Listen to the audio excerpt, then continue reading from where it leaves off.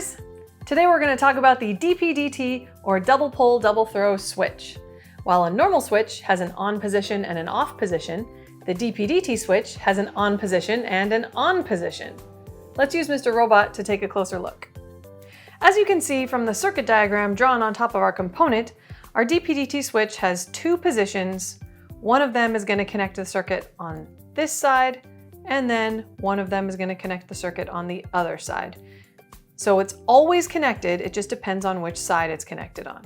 On page 22 of our notebook, we're going to draw a circuit to see how this will interact with a couple of LEDs.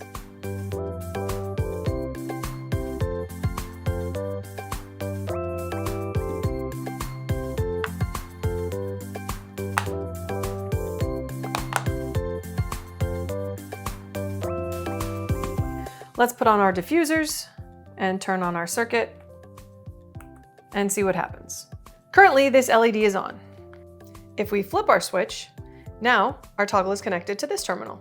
So current flows out of that terminal into our LED and back to the negative side of our battery.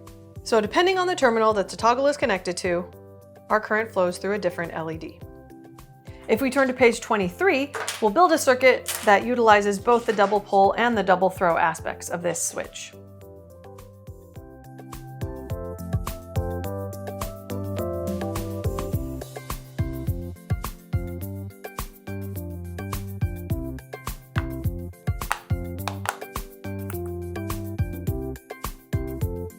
Let's put our diffuser on, turn on our battery, and see how our circuit works.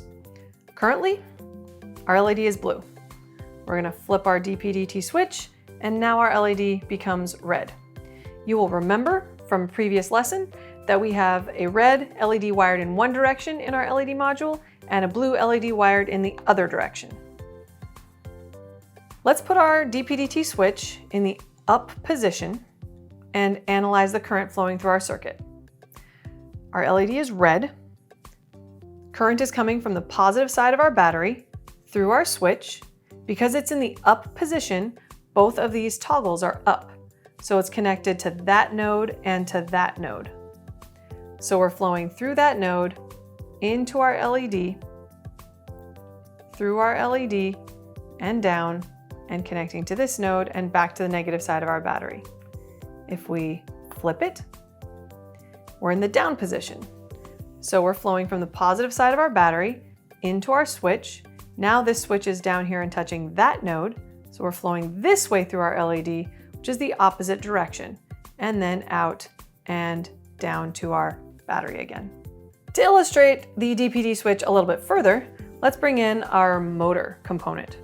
This is a DC motor, and it comes with this little squishy pad that we're going to stick onto the shaft here to see the direction that it's spinning. DC motors are polarity specific, which means the direction of the current affects the direction that the motor spins. Take off our LED, put on our motor, and turn our circuit on. So this guy is spinning in this direction, which is clockwise. If we flip our DPDT switch and turn that on again, now we're spinning in this direction, which is counterclockwise.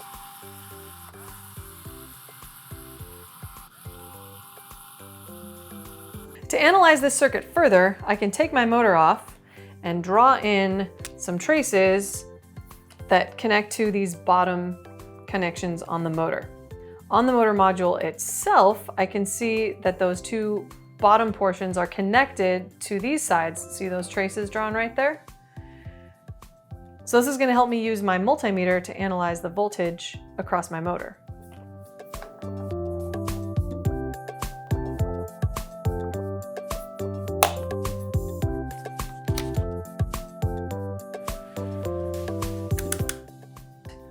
Turn our circuit on and check out what's happening. So negative 7.5 volts, flip that DPDT switch, positive 7.7 volts. So the voltage is the same, it's just in reverse direction. The application of our DPDT switch in our circuit is extremely useful. As you just saw, We can change the direction of our motor, we can change the color on our bidirectional LED, and we're going to explore the DPDT switch more in another video. Thanks for tuning in and building a circuit with us today. Thank you also to Scribe for sponsoring our series of educational videos. You can buy the Scribe components on their website, and you can sign up for their live classes. If you use code Berbawy Makers, you'll get 15% off any components you buy. I'm Ms. Berbawy. Tune in next time to learn about advanced motor control.